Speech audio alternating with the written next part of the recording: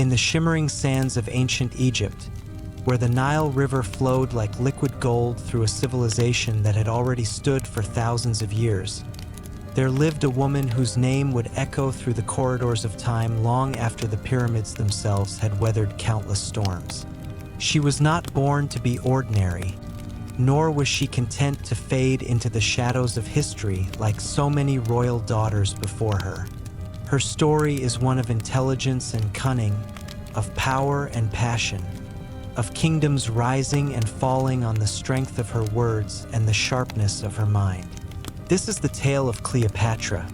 the last pharaoh of Egypt, a woman who spoke 9 languages, commanded armies, seduced the most powerful men in the world,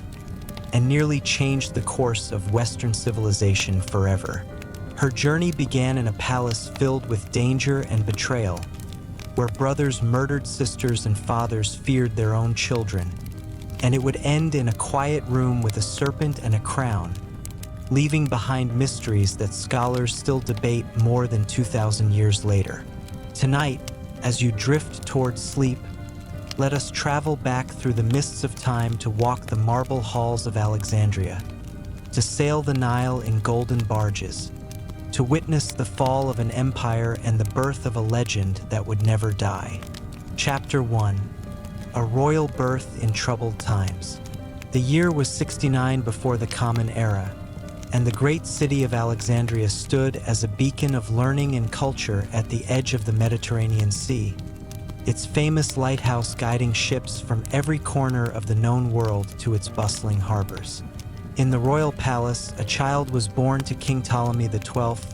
a man known to history as Ptolemaic, which meant the flute player, though his skills with music far exceeded his talents for ruling a kingdom. The baby girl was given the name Cleopatra, which meant glory of her father, and she was not the first in her family to bear this name,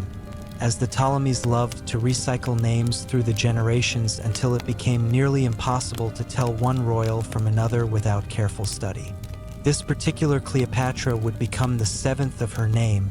but she would be the only one remembered by history,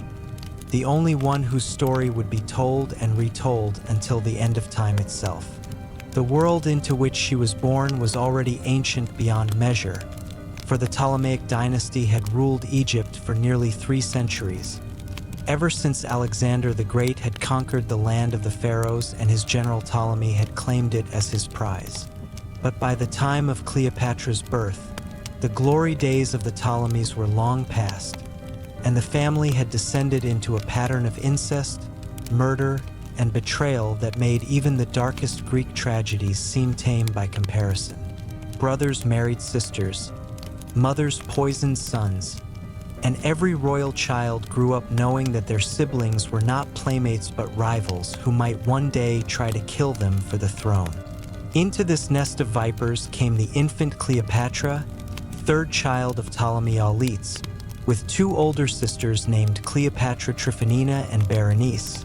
and eventually 3 younger siblings, including 2 brothers both named Ptolemy and a sister named Arsinoe. The palace where she spent her early years was a place of unimaginable luxury, with walls covered in gold leaf and floors of polished marble, with gardens that held every plant known to civilization and libraries that contained hundreds of thousands of scrolls holding the accumulated knowledge of the ancient world. Yet beneath this beauty lurked constant danger, for her father's hold on the throne was weak, and the great power of Rome loomed over Egypt like a storm cloud that might break at any moment. Chapter 2: The Education of a Future Queen.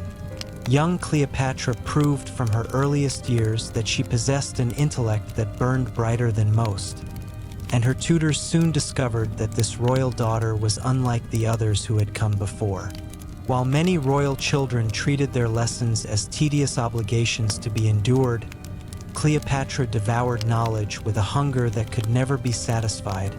spending hours in the great library of Alexandria, that wonder of the ancient world that housed more books than any other place on earth. She learned to read and write in Greek, which was the language of her family and the court, but she did not stop there as most royals did. She studied Egyptian, becoming the first Ptolemaic ruler in 300 years who could speak directly to the native people of the land she would one day rule. She mastered Latin, the tongue of Rome, that rising power that held Egypt's fate in its powerful hands. She learned the languages of the Parthians, the Hebrews, the Syrians, and the Ethiopians, until it was said she could speak 9 languages fluently and could converse with nearly any ambassador or trader who came to her father's court. But languages were only the beginning of her education, for she also studied mathematics and astronomy, philosophy and rhetoric, music and medicine, absorbing the wisdom of centuries with a mind that seemed capable of understanding anything it touched. Her teachers included some of the greatest scholars in Alexandria, men who had devoted their lives to the pursuit of knowledge and who now found themselves instructing a royal pupil whose questions often challenged even their vast learning. She read the works of Homer and Herodotus, studied the philosophies of Plato and Aristotle, and learned the science of Euclid and Archimedes. She was trained in the arts of diplomacy and statecraft, learning how kingdoms were managed and how power was maintained through a combination of force and persuasion, generosity and fear. She studied the history of her own family, learning the long and bloody story of the Ptolemies, understanding from an early age that survival in her world required both intelligence and ruthlessness in equal measure. While her sisters concerned themselves primarily with jewelry and cosmetics, with gossip and intrigue, Cleopatra prepared herself for something greater, though even she could not have known in those early years just how high she would rise and how far she would fall.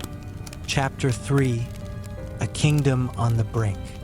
As Cleopatra grew from child to young woman,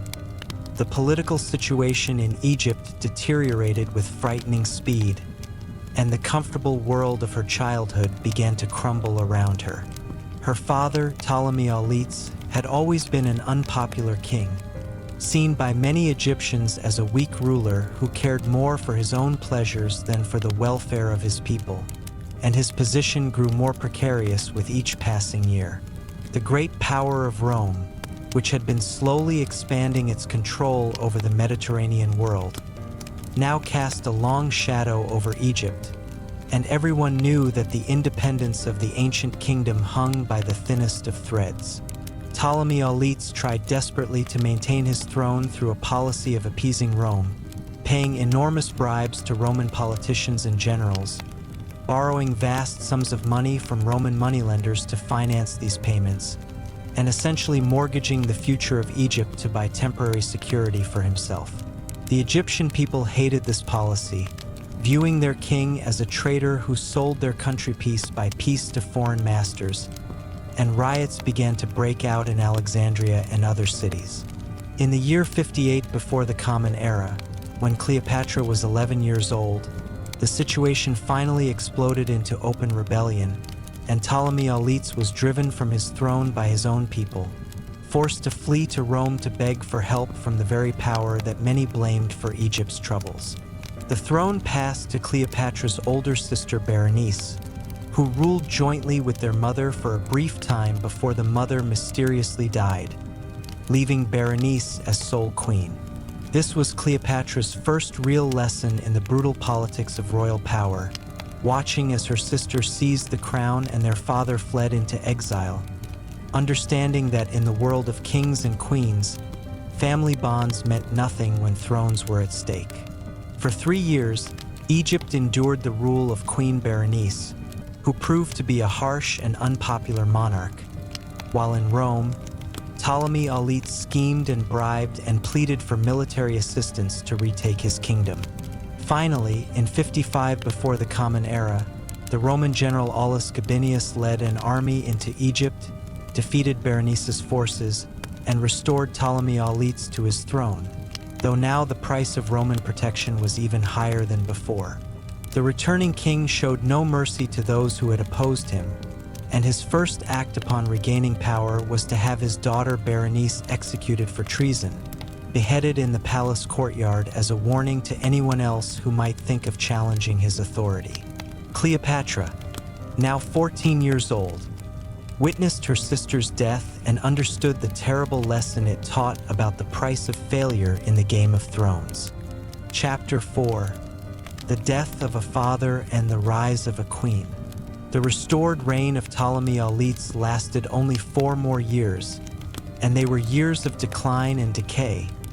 as the aging king tried to maintain control over a kingdom that was slowly slipping from his grasp. The cost of his restoration had been enormous,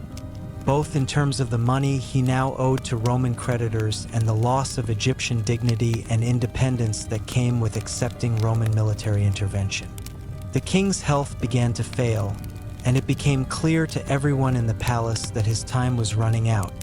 which meant that the question of succession became the most important and dangerous topic of conversation among the courtiers and officials. According to Ptolemaic tradition, the throne should pass to his eldest surviving son, which would be the boy Ptolemy XIII, who was only about 10 years old at the time of his father's death. But Ptolemaic, whether out of recognition of his daughter's superior abilities or out of some political calculation we can no longer know, decided to do something unusual in his will. He declared that the kingdom should be jointly ruled by young Ptolemy XIII and his sister Cleopatra, who was now 18 years old and far more prepared to rule than her younger brother could ever be. This arrangement of joint rule between a brother and sister was not entirely uncommon in Ptolemaic Egypt, and indeed it was expected that the two would marry each other, as royal siblings often did in this strange dynasty where keeping power in the family was considered more important than avoiding incest. In the year 51 before the Common Era, Ptolemaic died, and Cleopatra became Queen of Egypt, sharing the throne with her young brother husband in name, though from the very beginning she made it clear that she intended to be the true power in the kingdom. She had waited and prepared for this moment her entire life, and now that it had finally arrived, she was determined to prove that she could be the greatest ruler the Ptolemaic dynasty had ever known, that she could restore Egypt to its former glory and independence, that she could outmaneuver the Romans and secure her kingdom's future. But her brother's advisors, a group of powerful men led by the eunuch Pothinus, the general Achilles, and the rhetoric teacher Theodotus, had different plans, and they viewed the young queen as a threat to their own power and influence over the boy king. From the very start of her reign, Cleopatra found herself locked in a power struggle with these men, and for the first few years she managed to maintain her position through a combination of intelligence, charm, and political skill. Chapter 5: The First Taste of Exile. The early years of Cleopatra's reign were marked by a series of challenges that would have broken a lesser ruler, and chief among these was the constant struggle with her brother's advisors who sought to push her aside and rule Egypt through the boy king. Cleopatra understood that as long as Ptolemy XIII remained under the control of men like Pothinus and Achilles, she would never be able to truly rule, and so she tried various strategies to assert her authority and sideline her brother. She began issuing official documents and coins that showed only her own image, relegating Ptolemy to a secondary position or leaving him out entirely, a bold statement that she considered herself the primary ruler of Egypt regardless of what her father's will had said. She traveled throughout Egypt, showing herself to the people and performing the traditional rituals that connected the pharaoh to the ancient gods of the land, understanding that her power ultimately rested not just on political maneuvering but on the religious and cultural legitimacy that came from being accepted as the living embodiment of Egyptian divine kingship. But as she grew more assertive and more popular with many of the Egyptian people, her brother's advisors grew more determined to remove her from power, seeing in her independence and strength a threat to their own positions of influence. The situation came to a head in the year 49 before the Common Era, when a combination of poor harvests, economic troubles, and political tensions created the perfect opportunity for her enemies to move against her. Pothinus and his allies convinced the young Ptolemy to order Cleopatra's removal from the throne, and when she refused to submit quietly, they began gathering military forces to enforce their will. Cleopatra found herself facing a choice between surrendering her crown and fighting a civil war that she was likely to lose, given that most of the army remained loyal to the traditional power structure that supported her brother. Rather than face certain defeat or possible death, she made the difficult decision to flee from Alexandria, gathering a small group of loyal followers and escaping from the palace before her enemies could capture her. She traveled to the eastern borders of Egypt, to the region near Syria, where she began gathering support and resources, recruiting mercenaries and exiles, anyone who might be willing to fight for her cause against her brother's regime. For months she lived in exile, a queen without a kingdom, planning and scheming and waiting for the right opportunity to make her move and reclaim what was rightfully hers. It was during this dark period,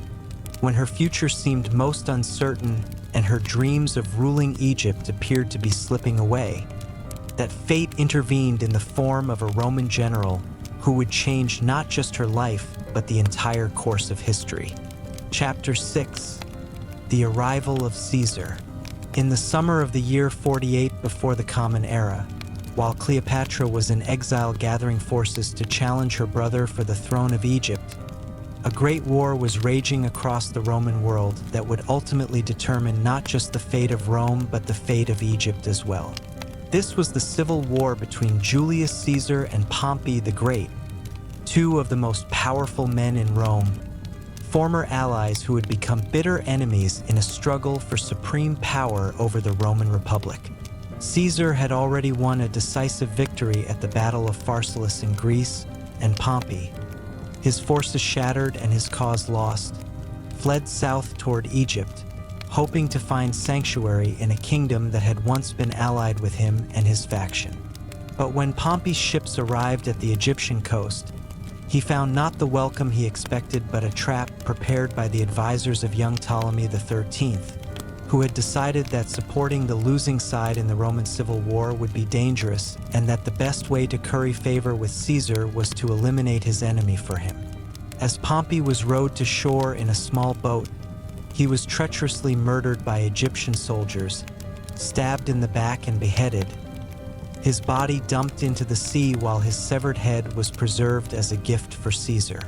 Just a few days later, Julius Caesar himself arrived in Alexandria, pursuing his defeated enemy, and when he was presented with Pompey's head by the Egyptian court, he reportedly wept at the sight, whether from genuine grief at the death of his former friend and son-in-law or from anger at being deprived of the opportunity to show mercy and magnanimity, we cannot know. Caesar, now the most powerful man in the Roman world, found himself in Alexandria with a small force of soldiers, and rather than immediately leaving, he decided to stay for a while and involve himself in the Egyptian succession dispute, partly because he was owed enormous sums of money that Ptolemaic elites had borrowed from Roman creditors, and partly because he saw an opportunity to bring Egypt more firmly under Roman control. He announced that, as a representative of Rome, he would arbitrate the dispute between Ptolemy XIII and Cleopatra, and he summoned both parties to appear before him. This was the moment Cleopatra had been waiting for, but it presented a serious problem, because she was still in exile and her brother's forces controlled Alexandria and all the approaches to the city,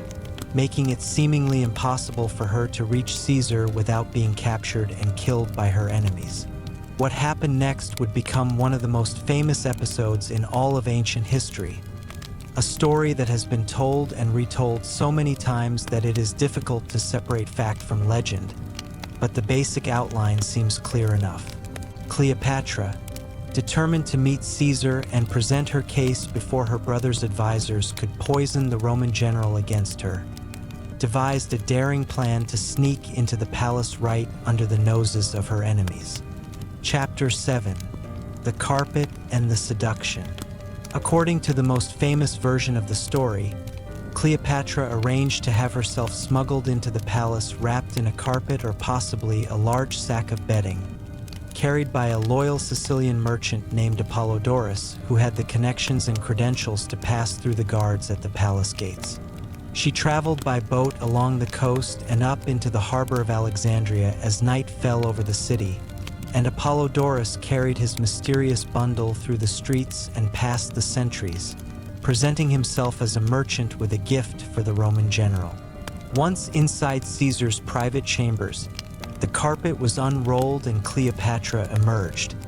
appearing before one of the most powerful men in the world in perhaps the most dramatic and theatrical entrance any queen has ever made.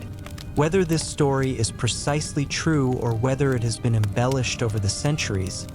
it captures something essential about Cleopatra's character: her willingness to take enormous risks, her flair for dramatic gestures, and her understanding of the power of a memorable first impression. Caesar, who was 52 years old at the time, experienced and cynical veteran of countless wars and political intrigues, found himself face to face with a woman of 21 who was beautiful not in the conventional sense, if we can believe the ancient accounts, but captivating in her intelligence, her charm, and her commanding presence. Ancient writers tell us that Cleopatra's beauty was not extraordinary, that she was attractive but not stunning,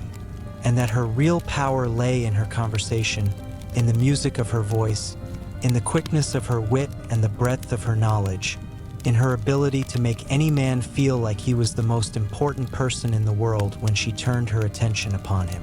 Caesar, who had known many women in his long life, was apparently unprepared for the force of Cleopatra's personality, and almost immediately he fell under her spell. Whether through political calculation on his part or genuine attraction, we can only speculate. What we know for certain is that Caesar decided to support Cleopatra's claim to the throne, and more than that, he became her lover, beginning an affair that would scandalize Rome and change the course of both their lives. The young queen had won the first round in her battle to reclaim her kingdom, but the war was far from over, because her brother's advisors were not willing to give up their power without a fight. And what began as a diplomatic intervention would soon explode into open warfare in the streets of Alexandria. Chapter 8: The Alexandrian War. When news spread through Alexandria that Caesar had sided with Cleopatra and had declared that she should be restored to the throne alongside her brother, the faction supporting Ptolemy XIII reacted with outrage and defiance, and the simmering tensions in the city erupted into violence. The general Achilles led the Egyptian army in a revolt against Caesar's forces, and suddenly the Roman general found himself besieged in the royal quarter of Alexandria with only about 4,000 soldiers to defend against an army that numbered in the tens of thousands. This conflict, known to history as the Alexandrian War, would last for months and would nearly end in disaster for both Caesar and Cleopatra. As the Egyptian forces launched attack after attack trying to break through the Roman defenses and kill or capture the foreign invaders and the traitorous queen who had allied herself with them. The fighting was brutal and chaotic, with street battles and naval engagements, fires and floods, and heroic acts of courage on both sides. At one point, fire from the fighting spread to the docks and threatened to reach the great library of Alexandria. And though the library itself survived this conflict, many ancient sources claim that thousands of books stored in warehouses near the harbor were destroyed in the flames, a terrible loss to human knowledge if the accounts are true. Caesar, despite being vastly outnumbered, managed to hold his position through a combination of military skill, Roman discipline, and the advantages of fighting from fortified positions in the palace complex. As winter turned to spring, reinforcements finally arrived from Rome and from allied kingdoms, tipping the balance of power back in Caesar's favor. The decisive battle was fought near the Nile, and though the details are unclear and contradictory in the ancient sources, the result was a complete victory for Caesar and Cleopatra, with the army of Ptolemy XIII broken and scattered. The young king himself died during the battle or in its immediate aftermath, either drowned in the Nile while trying to escape or killed by Caesar's soldiers. And with his death, the last major obstacle to Cleopatra's complete control of Egypt was removed. The queen was now the undisputed ruler of her kingdom, though she would have to share the throne, at least nominally, with her youngest brother, another boy named Ptolemy who was only about 11 years old and posed no real threat to her power. Chapter 9: The River Journey and the Golden Days. With the war over and her position secure, Cleopatra set about cementing her power and enjoying the fruits of her victory, and she did so in a manner that was both politically astute and personally indulgent.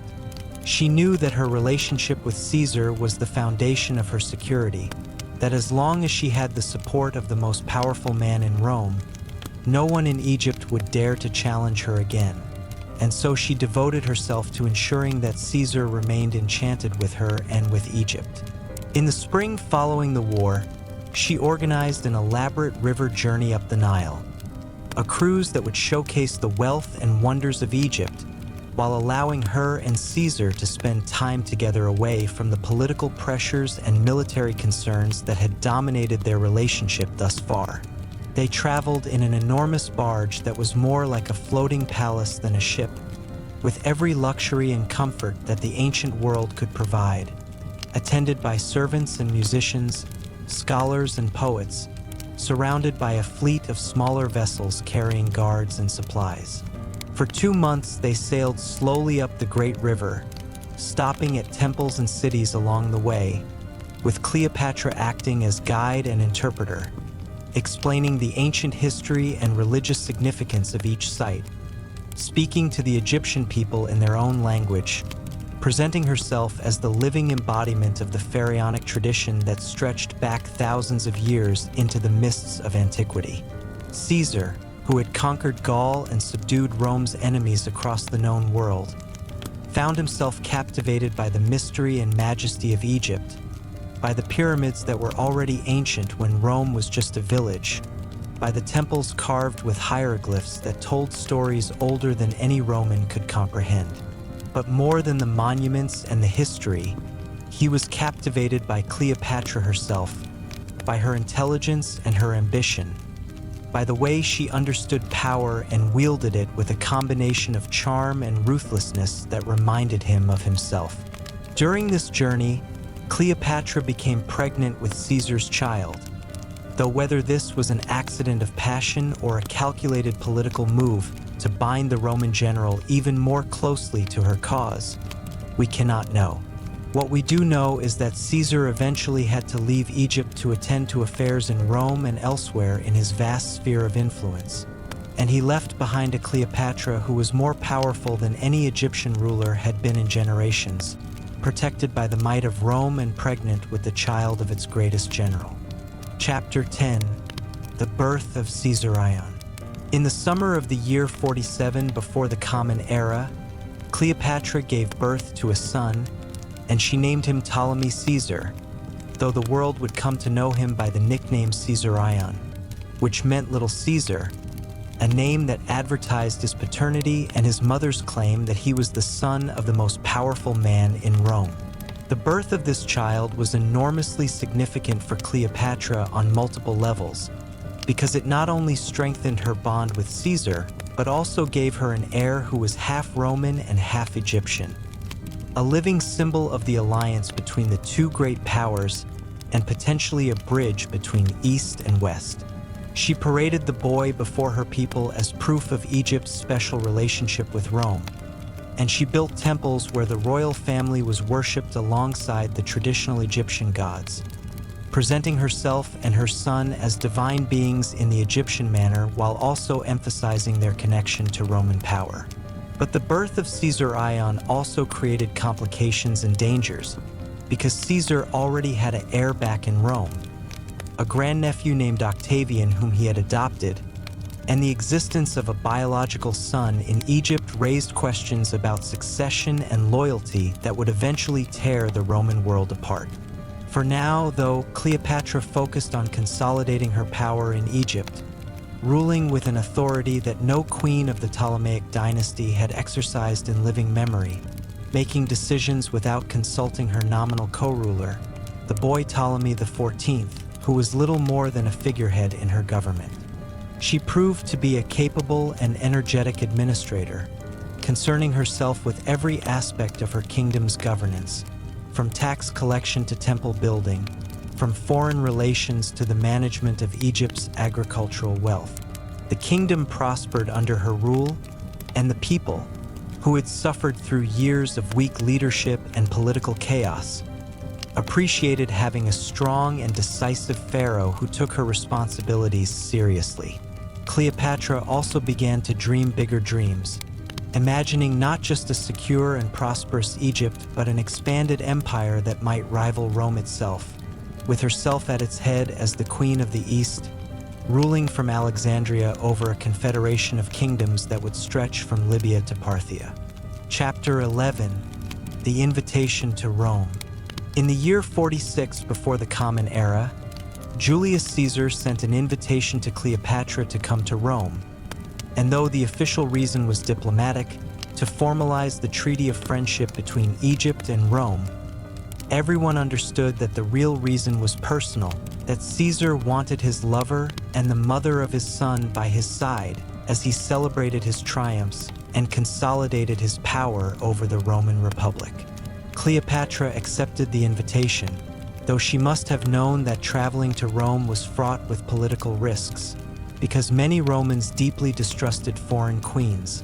especially ones who had such obvious influence over their greatest general. She arrived in Rome with great ceremony, bringing with her an enormous entourage of servants, advisors, scholars, and guards, as well as her young son Caesarion, and Caesar installed her in one of his villas across the Tiber River from the main city, a residence that was luxurious but also kept her somewhat removed from the center of Roman political life. Her presence in Rome caused an immediate sensation and no small amount of scandal, because even though Caesar was technically a married man, having a wife named Calpurnia back in Rome, he made no secret of his relationship with the Egyptian queen, treating her with a respect and deference that shocked many conservative Romans who believed that women, especially foreign women, should know their place. Cleopatra used her time in Rome to make connections with important Romans, hosting gatherings at Caesar's villa where senators and generals could come to meet the famous queen and experience Egyptian hospitality and culture. She commissioned a golden statue of herself to be placed in the Temple of Venus Genetrix, a move that associated her with the goddess of love and with the Julian family, who claimed descent from Venus. She presented herself as a learned and cultured monarch, discussing philosophy with Roman intellectuals,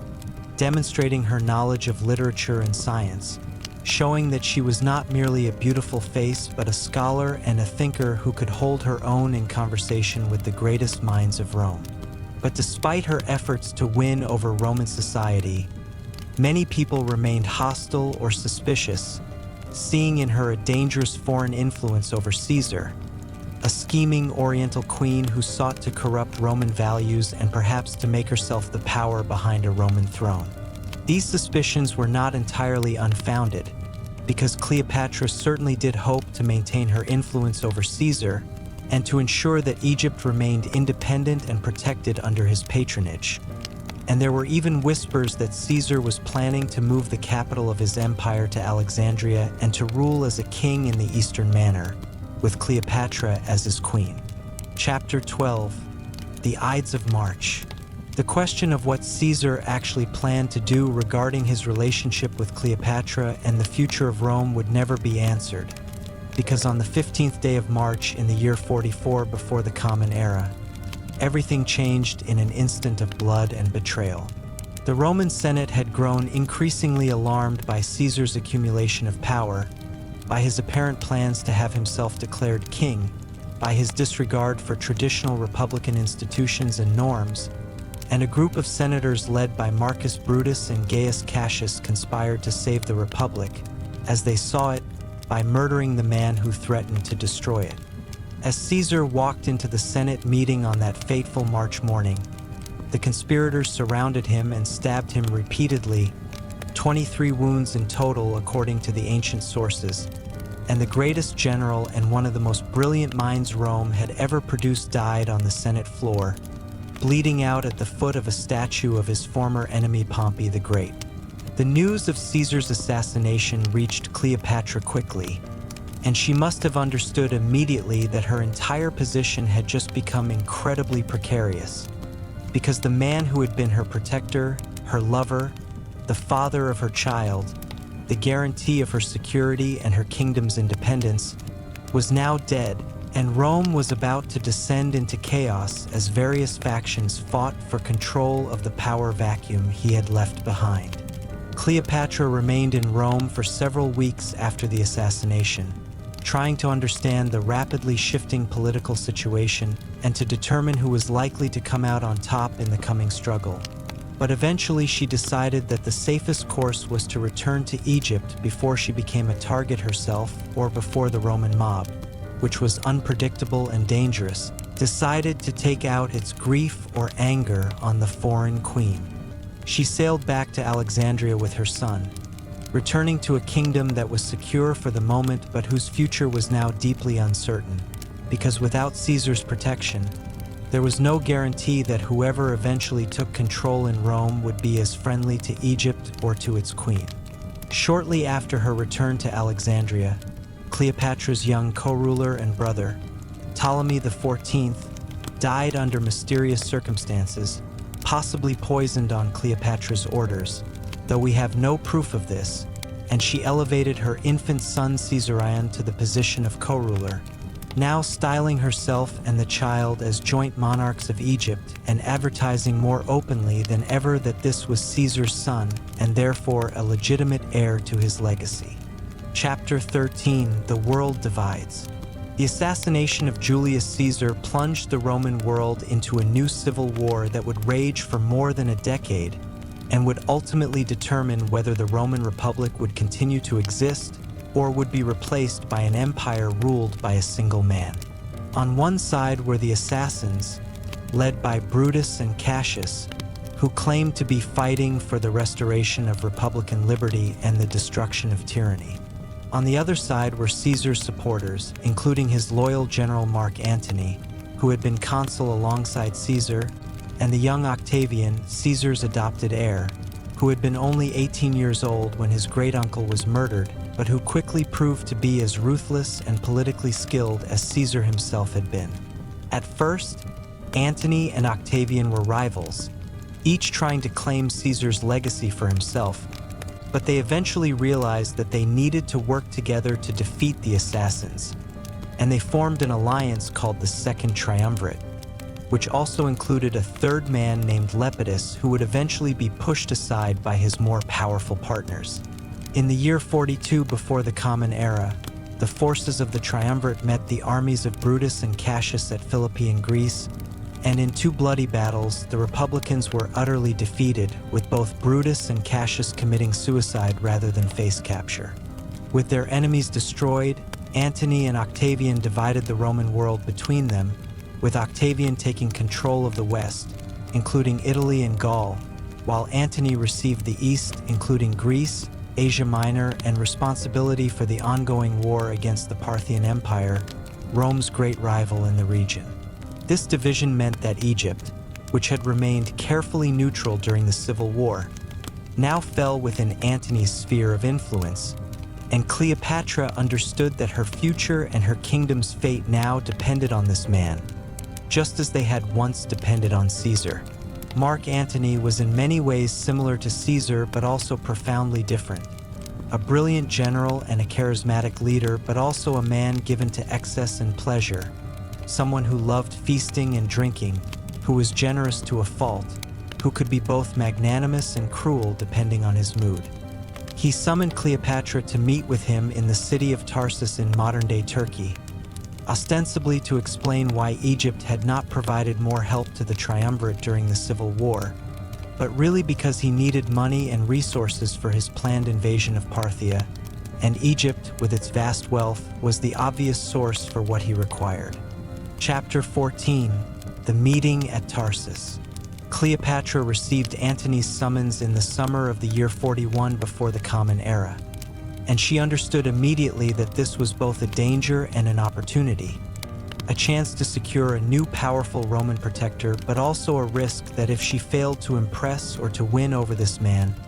Egypt might face Roman invasion or annexation. She decided to approach the meeting in characteristic fashion, with a display so elaborate and theatrical that it would overwhelm Antony's senses and make it impossible for him to think of her as just another petty Eastern monarch begging for Rome's favor. The ancient sources describe her arrival at Tarsus in terms that sound almost fantastical, telling us that she sailed up the river Cydnus in a barge with a golden stern and purple sails, with silver oars that moved to the rhythm of flutes and harps and pipes, while she herself reclined under a canopy of gold cloth dressed as the goddess Aphrodite,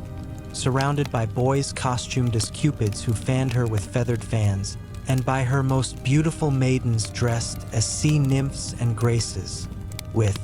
incense burning and perfumes filling the air until the whole city seemed to be intoxicated by the scent.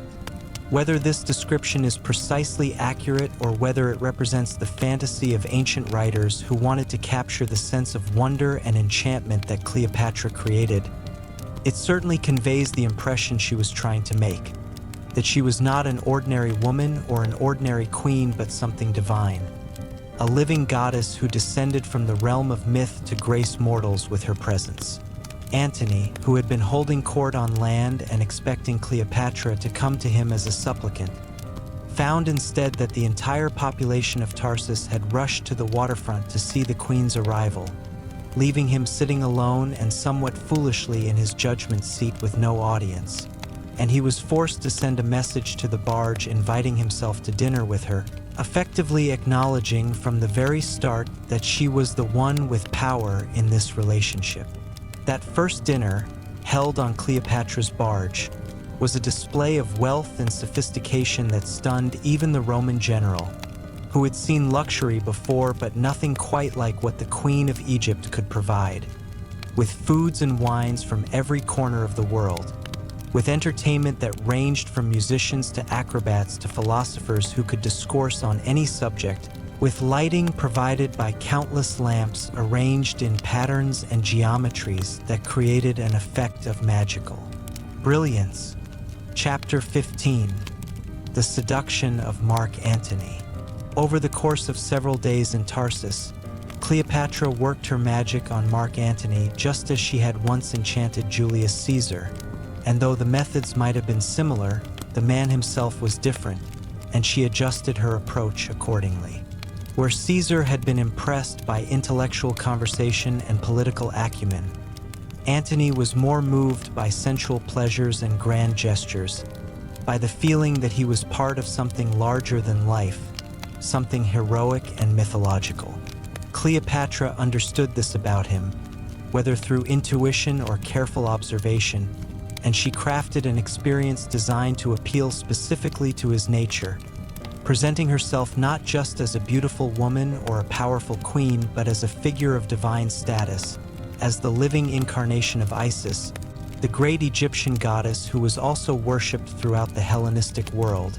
and suggesting that he was Dionysus, the god of wine and fertility and divine madness, and that together they represented a sacred union that transcended mere mortal politics. Antony, who had always had a theatrical streak and who loved grand gestures and dramatic roles, fell completely under her spell, and soon he was so besotted with her that he could think of little else, canceling his planned military campaigns and following her back to Alexandria, where they would spend the winter together in a round of feasts and celebrations and amusements that became legendary for their extravagance. They formed what they called the Society of Inimitable Livers, a kind of club dedicated to pursuing pleasure in all its forms, to feasting and drinking and gambling, to hunting and fishing, to exploring the city in disguise and playing pranks on unsuspecting citizens, to living each day as if it were their last and enjoying every moment to its fullest. Ancient writers loved to tell scandalous stories about this period, claiming that Cleopatra and Antony consumed thousands of animals and birds at their banquets, that they drank wine worth fortunes at single sittings, that they wagered enormous sums on foolish bets, that they dressed as servants and wandered the streets of Alexandria at night looking for adventures and mischief. How much of this is true and how much is exaggeration or invention we cannot know. But it seems clear that Antony was genuinely happy during this time, that he found in Cleopatra and in Alexandria a kind of life that Rome, with all its political intrigue and backstabbing and rigid social hierarchies, could never offer him. But while Antony was feasting and playing in Egypt, events in the Roman world were moving forward without him, and his rival Octavian was using this time to strengthen his own position and to spread rumors about Antony's degradation and enslavement to a foreign queen, laying the groundwork for the final confrontation that would eventually come. Chapter 16: The Parthian Disaster. Eventually, even Mark Antony had to acknowledge that he could not stay in Alexandria forever, that he had responsibilities in the Roman world that demanded his attention, and chief among these was the long-planned invasion of Parthia, the great enemy of Rome in the east. The Parthian Empire controlled vast territories stretching from modern-day Iraq to Afghanistan, and they had humiliated Rome in the past, most notably in 53 before the Common Era, when they had destroyed a Roman army at the Battle of Carrhae and captured the general Crassus, who had been one of the most powerful men in Rome at that time. Avenging this defeat and conquering Parthia would bring glory and wealth beyond measure, and it would also solidify Antony's position as the preeminent military commander in the Roman world, perhaps even eclipsing the memory of Julius Caesar himself. In the year 36 before the Common Era, Antony finally launched his invasion, leading a massive army of perhaps 100,000 men into Parthian territory.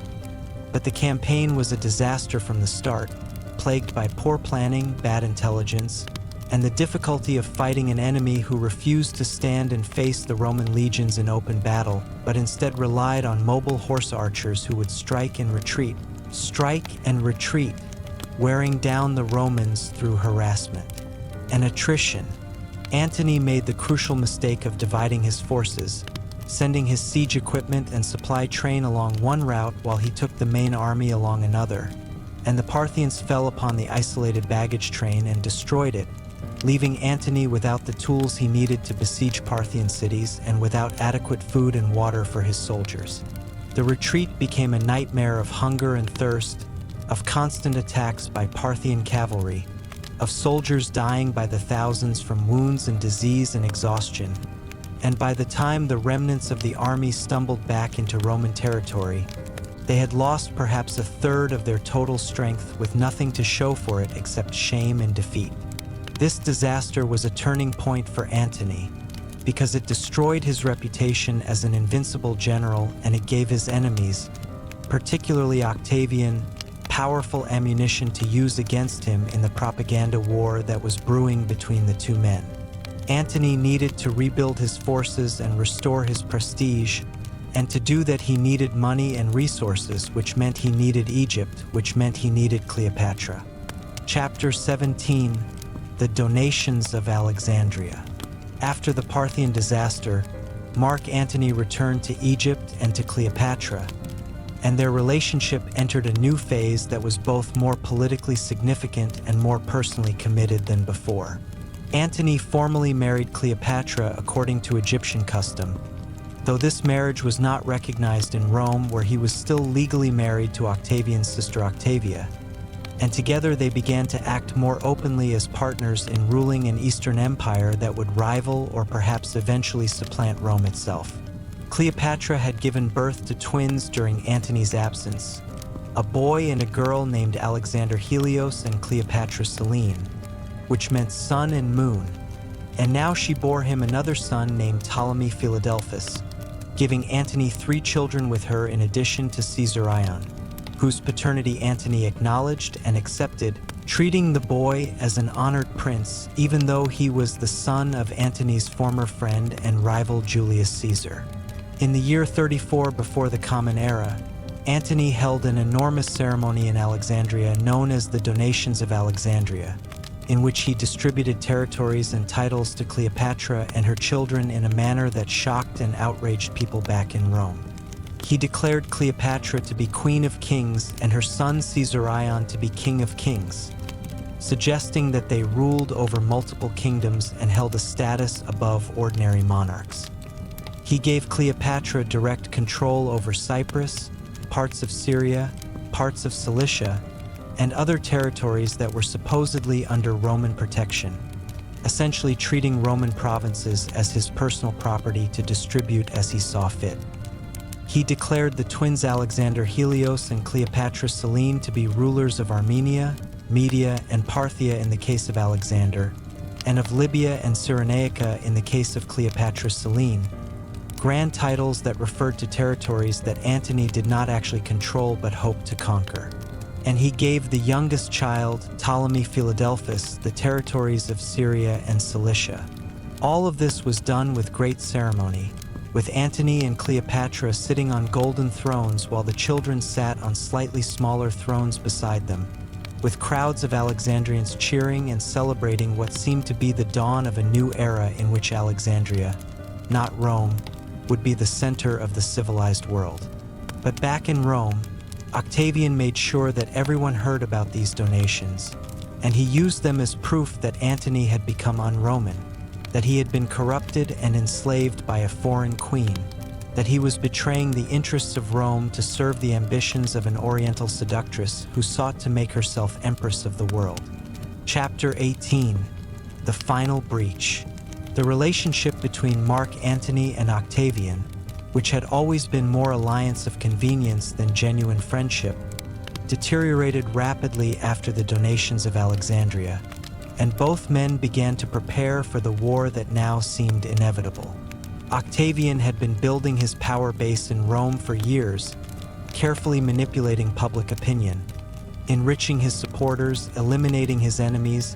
and gradually transforming himself from the inexperienced youth who had first claimed Caesar's inheritance into a shrewd and ruthless politician who understood how to seize and hold power. Antony, by contrast, had spent these years in the East, growing ever more distant from Rome both geographically and culturally, living in Alexandria like an Eastern potentate, married to a foreign queen, father to children who would inherit kingdoms rather than Roman offices, and seemingly more concerned with building his own personal empire than with serving the interests of the Roman people. Octavian used this contrast brilliantly in his propaganda, presenting himself as the defender of traditional Roman values against the decadent and corrupted Antony who had betrayed everything Rome stood for. The final breach came when Octavian somehow obtained a copy of Antony's will, perhaps stealing it from the Vestal virgins who were supposed to guard such documents, and he read portions of it to the Senate,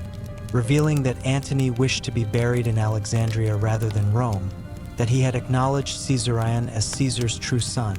and that he had distributed Roman territories to the children he had with Cleopatra. Whether this was actually Antony's real will or a forgery created by Octavian, we cannot know,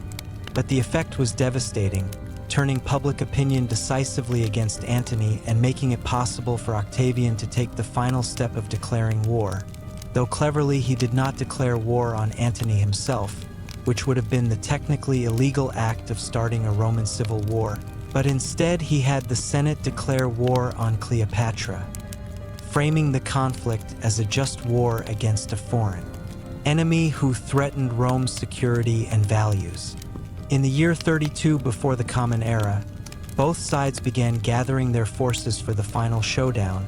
with Antony calling in legions from all across the eastern provinces and Cleopatra providing the Egyptian fleet and treasury to support the war effort, while Octavian assembled his own legions and fleet in Italy, and the whole Mediterranean world held its breath waiting for the clash that would determine its future. Chapter 19: The Battle of Actium. The decisive battle of this final civil war took place on the 2nd of September in the year 31 before the Common Era, at a place called Actium on the western coast of Greece, and it would be a naval engagement rather than a land battle, with hundreds of ships clashing in the waters near the mouth of the Ambracian Gulf. Antony and Cleopatra had positioned their forces there hoping to block Octavian's advance and to force him into a battle on terms favorable to themselves. But over the winter and spring their position had gradually deteriorated, with disease ravaging their camp, with supplies running low, and with some of Antony's commanders defecting to Octavian's side, taking with them valuable intelligence about the state of Antony's forces. By the time battle was finally joined, both sides knew that this would be the decisive moment that would end the war one way or another, that victory would mean control of the entire Roman world and its vast wealth and power, while defeat would mean death or capture and the end of all ambitions. The battle began in the morning and raged for hours, with the ships ramming and grappling each other, with soldiers fighting hand to hand on the decks, with arrows and javelins flying, and with the sea gradually filling with debris and bodies as ships were sunk or set on fire. The details of what happened are confused and contradictory in the ancient sources, but at some point during the battle, Cleopatra's squadron, which had been positioned in the rear, suddenly hoisted sail and fled from the battle, breaking through the lines and heading south toward Egypt, and Antony, seeing her ships departing, made the fateful decision to abandon his own flagship and transfer to a smaller, faster vessel so that he could pursue her, leaving his fleet and his army behind to face Octavian without their commander. This decision has been debated by historians for more than 2,000 years, with some arguing that it was a prearranged plan, a strategic retreat designed to preserve the Egyptian treasury and to allow Antony and Cleopatra to fight another day, while others see it as evidence that Antony's judgment had been fatally impaired by his infatuation with Cleopatra, that he could not bear to be separated from her even for the duration of a battle that would determine everything. Whatever the truth, the result was disaster for Antony's cause, because his fleet, seeing their commander flee, lost heart and eventually surrendered to Octavian, and his army, which was still intact and camped on shore, held out for a few days but eventually also surrendered when they realized that Antony was not coming back. Chapter 20. The Long Retreat. The journey from Actium back to Alexandria was a time of despair and denial for both Antony and Cleopatra, as they tried to come to terms with the magnitude of their defeat and to figure out what, if anything, they could do to salvage their position. Antony spent much of the voyage in a state of depression, sitting alone at the bow of the ship, refusing to speak or eat, consumed by the realization that he had lost everything: his army, his reputation, his future,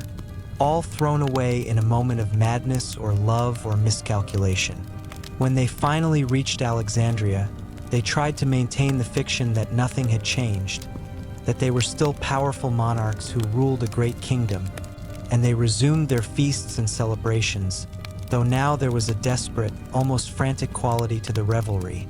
as if they were trying to deny the inevitable for as long as possible. They reformed their drinking club, changing its name from the Society of Inimitable Livers to the Society of Those About to Die Together, a dark joke that acknowledged what they both knew was coming.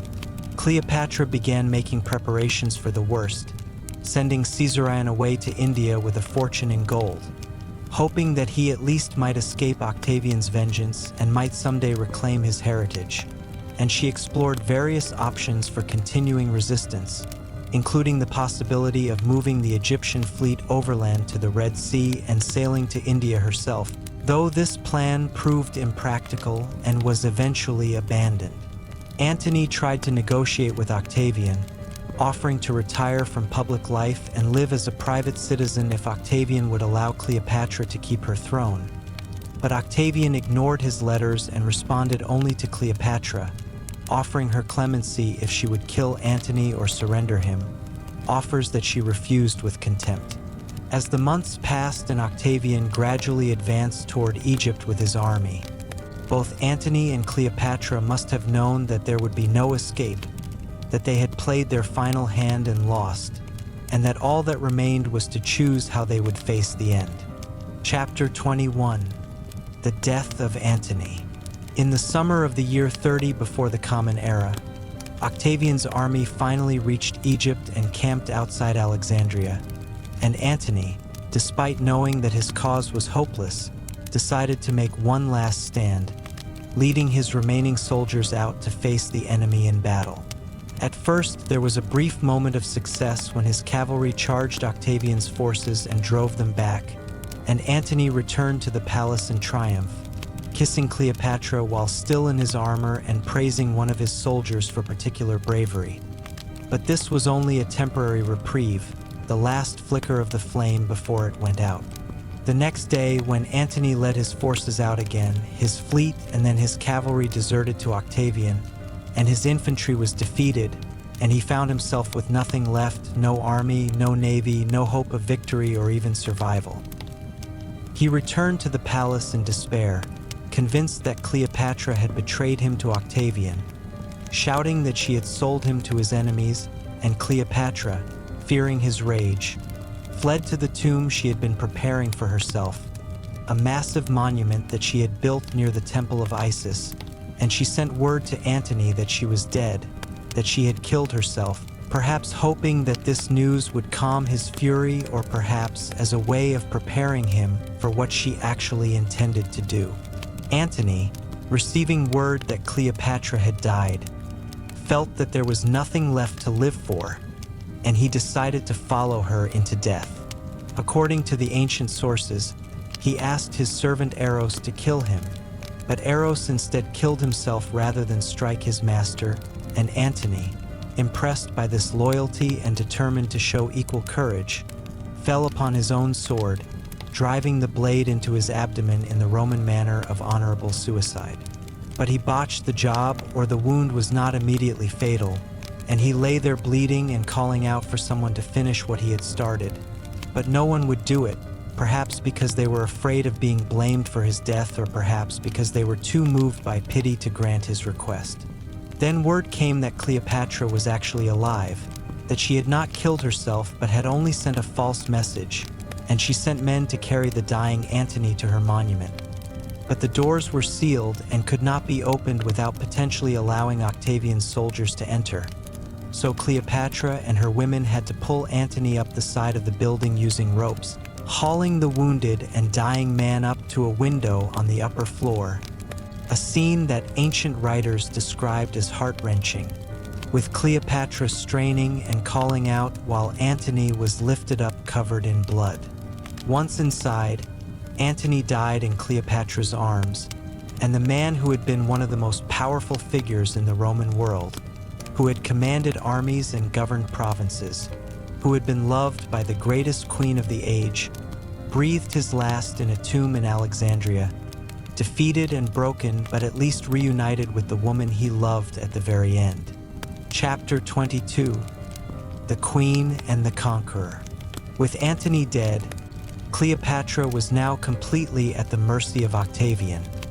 and she knew that her fate depended entirely on what he decided to do with her. Octavian sent representatives to negotiate with her, and she eventually agreed to meet with him in person, though she remained in her monument, surrounded by the treasure of Egypt, threatening to burn it all if Octavian tried to take her prisoner by force, because she knew that one of the main reasons he wanted her alive was to seize the vast wealth of the Egyptian royal treasury. The meeting between Cleopatra and Octavian, when it finally happened, must have been a strange, intense affair. The aging queen who had captivated two of the greatest men of Rome now facing the young man who had defeated them both and who held her life in his hands. Ancient writers tell us that Cleopatra tried to work her magic on Octavian as she had on Caesar and Antony. But if she did, she failed, because Octavian was a very different kind of man, cold and calculating, immune to emotional manipulation,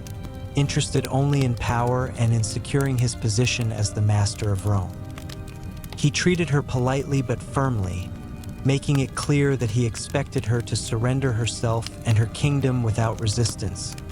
And Cleopatra seems to have realized that there was no escaping him, that the game was truly over.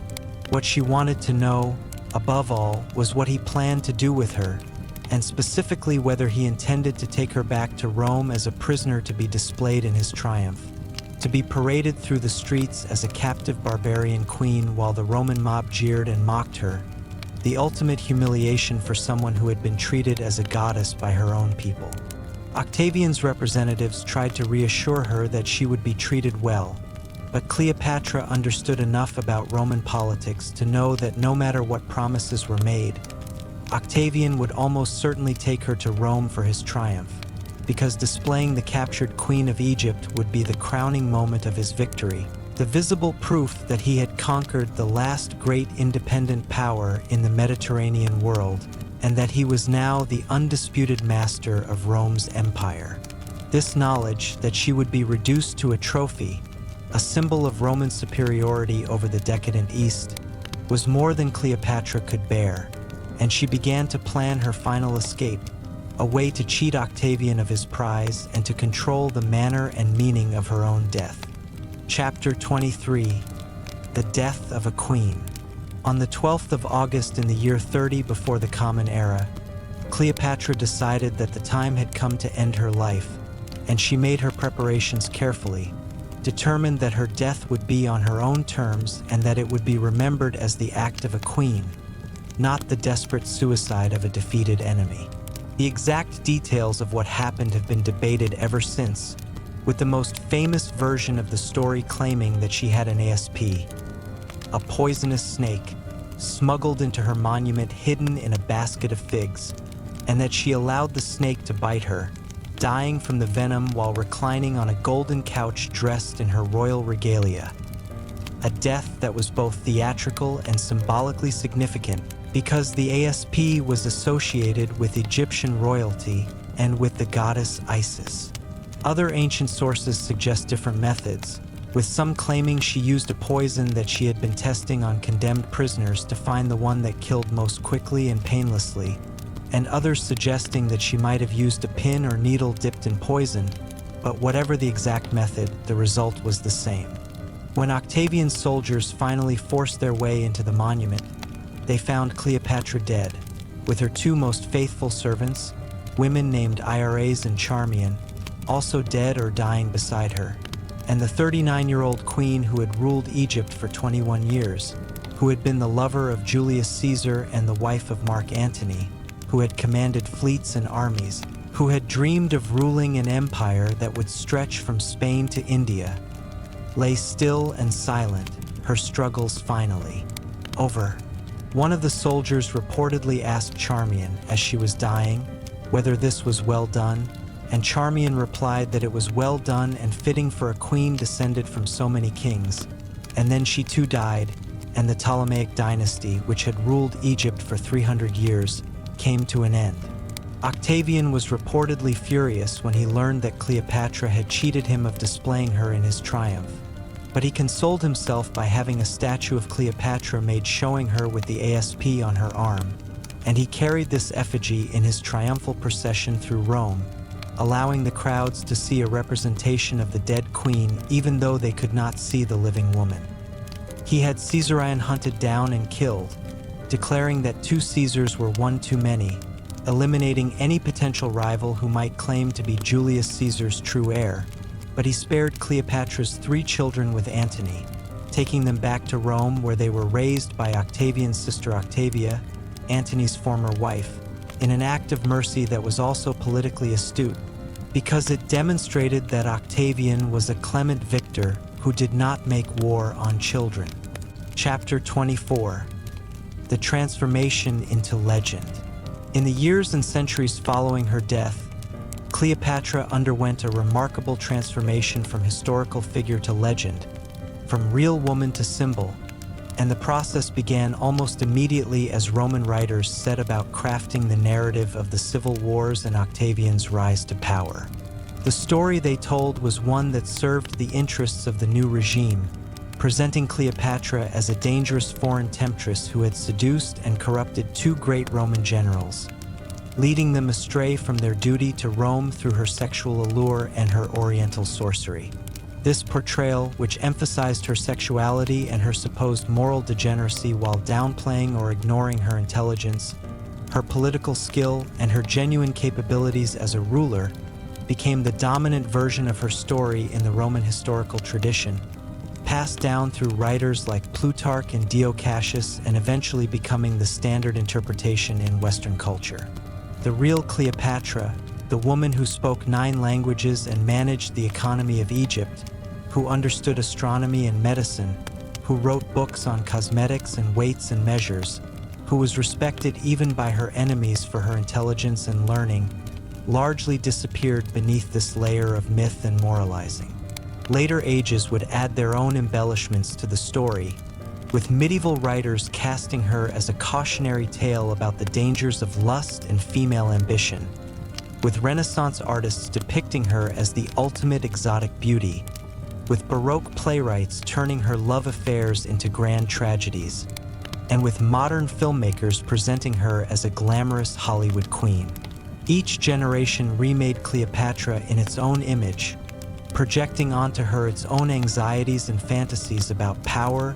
gender, sexuality, and the relationship between East and West,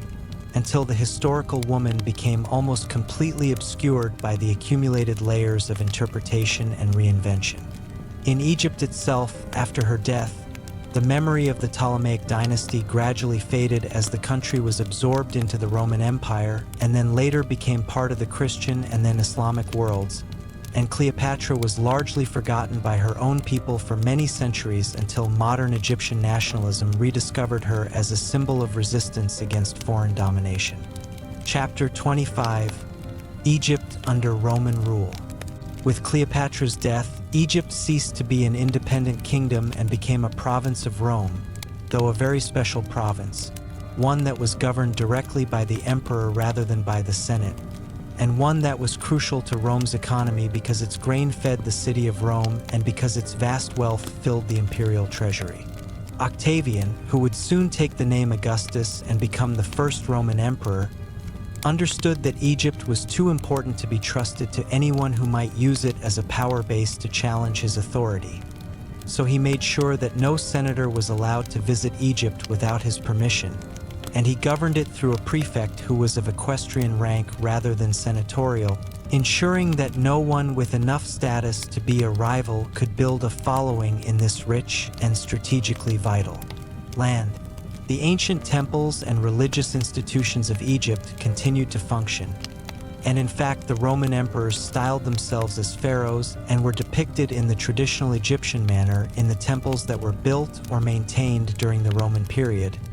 But real power rested entirely with Rome, and Egypt's enormous agricultural surplus was now directed primarily toward feeding the Roman population rather than benefiting the Egyptian people. The great city of Alexandria remained one of the most important cities in the Mediterranean world,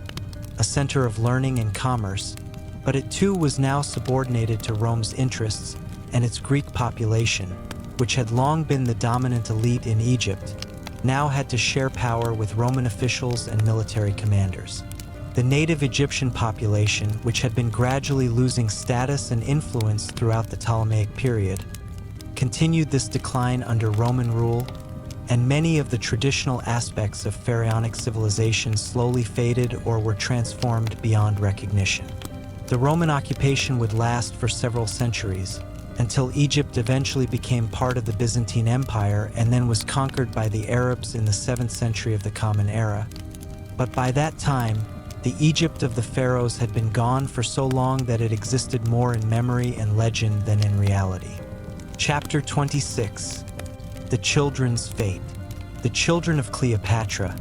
those who survived her death, had very different fates, and their stories tell us something about both the ruthlessness and the occasional mercy of the ancient world. Caesarion, the eldest, the son of Julius Caesar and the one who posed the greatest potential threat to Octavian, was hunted down as he fled toward India and was killed on Octavian's orders, his tutors having betrayed his location in hopes of winning favor with the new ruler of Rome.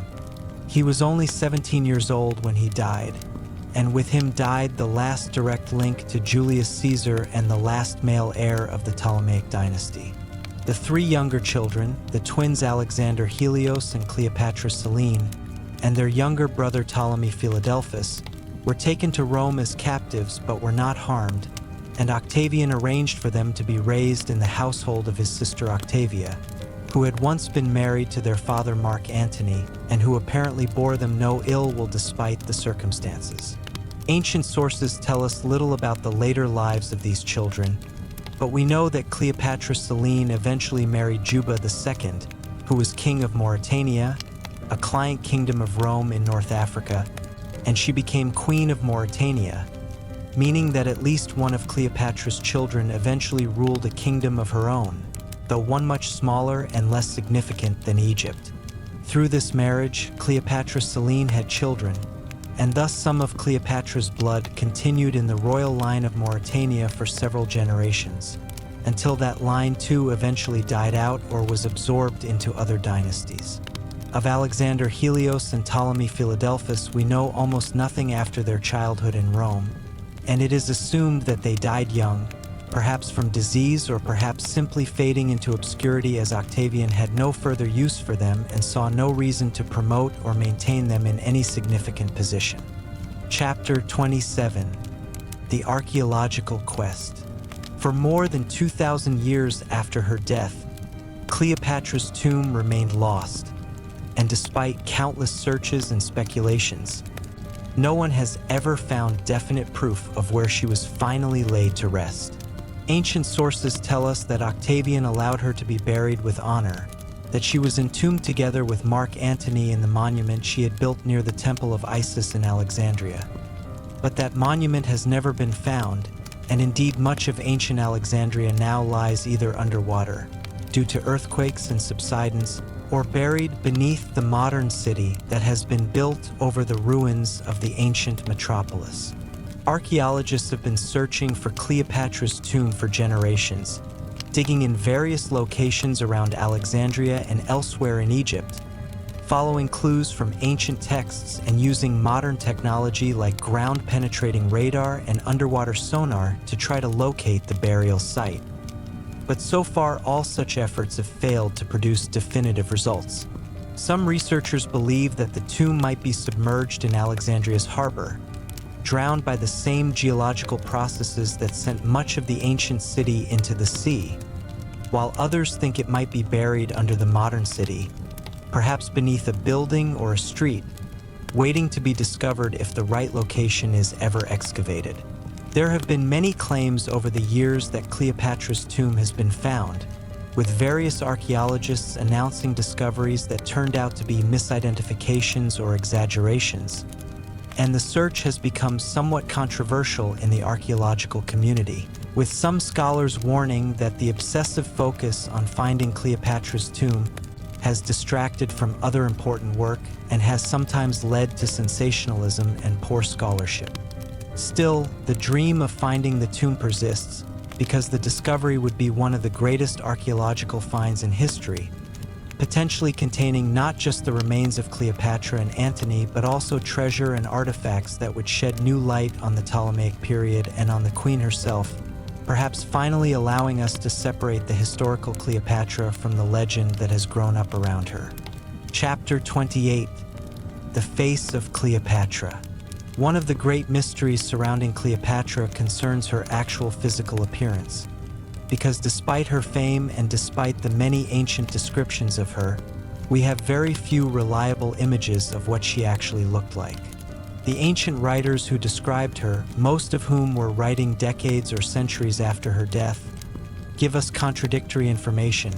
with some emphasizing her beauty while others claim that she was not particularly beautiful at all, but that her real attractiveness came from her personality, her intelligence, and the musicality of her voice. Plutarch, one of our most important sources for Cleopatra's story, wrote that her beauty was not incomparable and did not strike those who saw her, but that her conversation was irresistible and her presence, combined with her charm and her way of speaking, had a powerful effect on those around her. Ancient coins that bear Cleopatra's image show us a woman with a prominent nose and a strong chin, looking more regal and powerful than conventionally pretty, but we cannot be sure how accurate these coin portraits were, as ancient coinage was often more concerned with conveying majesty and authority than with creating realistic likenesses. There are a few sculptures that are believed to possibly represent Cleopatra, including a marble bust now in Berlin that shows a woman with idealized classical features, but the identification of this and other sculptures as Cleopatra is disputed, and we cannot be certain that any of them actually portray her. Modern attempts to reconstruct her appearance using the evidence from coins and sculptures have produced widely varying results, with some reconstructions showing a Mediterranean beauty, while others present a more severe and masculine-looking face. And the truth is that we will probably never know for certain what Cleopatra really looked like, which in some ways is appropriate, because it has allowed each generation to imagine her according to its own standards and preoccupations. Chapter 29: The Cultural Impact Through the Ages. The story of Cleopatra has inspired artists, writers, and thinkers for more than 2,000 years, and her image and legend have been constantly reinvented to reflect the concerns and values of different eras and cultures. In the Middle Ages, she appeared in various moral and didactic works as an example of the dangers of lust and female ambition, often paired with other famous women of antiquity in lists of those who had been destroyed by their own passions or who had led great men astray. The Renaissance saw a revival of interest in classical antiquity, and Cleopatra became a popular subject for painters and poets who were fascinated by the exotic and tragic elements of her story, and who saw in her tale opportunities to explore themes of love, death, power, and the clash between different civilizations. Shakespeare's play Antony and Cleopatra, written in the early 17th century, became perhaps the most influential artistic treatment of her story, presenting both lovers as flawed but magnificent figures who are destroyed by their passions, but who also transcend their failures through the depth and sincerity of their love. And Shakespeare's Cleopatra, with her complexity and her contradictions, her strength and her vanity, her genuine feeling and her theatrical self-presentation, has shaped how English-speaking people have imagined the Queen for more than 400 years. The 19th century saw Cleopatra become a figure of Orientalist fantasy, as European colonial expansion into North Africa and the Middle East was accompanied by a fascination with Eastern exoticism and sensuality, and Cleopatra was depicted in countless paintings and sculptures as the ultimate Oriental seductress, draped in silks and jewels, reclining on couches, surrounded by luxury and decadence, embodying Western fantasies and anxieties about the East. The 20th century brought Cleopatra to the cinema, where she has been portrayed by many actresses including Theda Bara, Claudette Colbert, Vivien Leigh, and most famously Elizabeth Taylor, whose 1963 portrayal in the epic film directed by Joseph Mankiewicz became the definitive Cleopatra for modern audiences despite its historical inaccuracies and its emphasis on spectacle over substance. Chapter 30: Modern Scholarly Understanding. Modern scholarship has worked to recover the historical Cleopatra from beneath the layers of myth and propaganda, using careful analysis of ancient sources, archaeological evidence, and comparative historical study to understand her as a real person and a real ruler rather than as a symbol or a fantasy. Contemporary historians recognize that Cleopatra was an intelligent and capable monarch who ruled Egypt during an extremely difficult period, when the kingdom's independence was constantly threatened by the rising power of Rome, and that she pursued a consistent and rational strategy of trying to preserve that independence by allying herself with the most powerful Romans of her day. Far from being a mere seductress who used sex to manipulate men, she was a sophisticated diplomat who understood that personal relationships were one of the tools available to rulers in the ancient world, and who used those relationships as part of a broader political strategy that also included economic management, military preparedness, religious legitimation, and careful attention to the needs and desires of her subjects. Scholars now understand that Cleopatra's reputation as a dangerous temptress was largely created by Octavian's propaganda machine, which needed to justify his war against her and against Antony by presenting them as threats to Roman values and Roman security, and that later Roman writers, working in a society that was deeply patriarchal and that viewed powerful women with suspicion and hostility, continued and amplified this negative portrayal, creating the image of Cleopatra that dominated Western culture for so long. Modern scholars also emphasize Cleopatra's intellectual achievements, noting that she was a patron of learning and the arts, that she wrote several books on various subjects, and that she was respected in her own time as a scholar and a philosopher, not just as a beautiful woman or a powerful queen. They point out that she was the first Ptolemaic ruler in 3 centuries who bothered to learn the Egyptian language and who made serious efforts to connect with the native Egyptian population rather than simply viewing Egypt as a possession to be exploited, suggesting that she understood the importance of cultural legitimacy and popular support in a way that her predecessors had not. Chapter 31: Legacy and Influence. The legacy of Cleopatra extends far beyond her own lifetime and touches on fundamental questions about power, gender, culture, and the relationship between East and West that remain relevant even today. She represents a road not taken in history, a possible alternative future in which the Mediterranean world might have been divided between a Western Latin Empire and an Eastern Hellenistic Empire, with Alexandria rather than Rome as the cultural and political center of the Eastern Mediterranean. Had Cleopatra and Antony won the war against Octavian, it is possible that the Roman Empire as we know it would never have come into existence, that the fusion of Greek and Roman culture that characterized the later empire might have taken a different form, and that the trajectory of Western civilization might have been fundamentally altered. Of course, this is speculation, and we cannot know what would actually have happened, but the mere possibility reminds us that history is contingent, that outcomes we take for granted were not inevitable, and that individual actors, even in the face of larger historical forces, can make choices that matter. Cleopatra also remains important as a symbol and a contested figure in debates about how we remember and represent powerful women from history, because her story has been told so many times in so many different ways, often revealing more about the tellers than about the historical figure they claim to be portraying. The fact that she has been variously presented as a seductress, a victim, a heroine, a villain, a feminist icon, and an Orientalist fantasy tells us something about how different cultures and different eras have thought about women, power, sexuality, race, and empire, and engaging critically with these various portrayals can help us understand our own assumptions and biases. In modern Egypt, Cleopatra occupies a complicated position, sometimes embraced as a symbol of Egyptian resistance against foreign domination, and sometimes rejected as a foreign Greek interloper who had nothing to do with the real Egypt of the pharaohs. And these debates reflect ongoing questions about Egyptian identity and about the relationship between modern Egypt and its complex, multi-layered past. The conclusion. As we reach the end of this long journey through the life and legend of Cleopatra, we find ourselves returning to the questions with which we began, questions about power and love, about ambition and fate, about the individual and the forces of history that shape and constrain individual choices. Cleopatra lived at a moment when the ancient world was undergoing a fundamental transformation, when the independent kingdoms of the Hellenistic age were being absorbed into the growing Roman Empire,